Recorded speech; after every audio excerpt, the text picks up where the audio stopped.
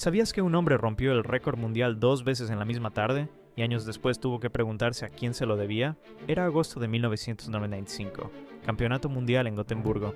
Jonathan Edwards se preparó para saltar en la final del triple salto. Su primer intento midió 18.16 metros, récord mundial. La gente enloqueció, pero Edwards no había terminado. 2 intentos después volvió a la pista y saltó 18.29 metros. Rompió su propio récord en el mismo día. Ningún ser humano ha saltado más lejos desde entonces. Después de cada salto, Edwards decía lo mismo: Dios era la fuente de todo. Su fe no era decorativa, era el centro de su identidad como atleta. Cada entrenamiento, cada récord, cada medalla tenían un significado que iba más allá del deporte. Entonces llegó el retiro, y con el tiempo, Edwards perdió su fe por completo. Sin religión, sin la explicación que lo sostuvo durante años, tuvo que mirar hacia atrás y preguntarse: ¿qué fueron realmente esos momentos? Nadie puede responder eso por él.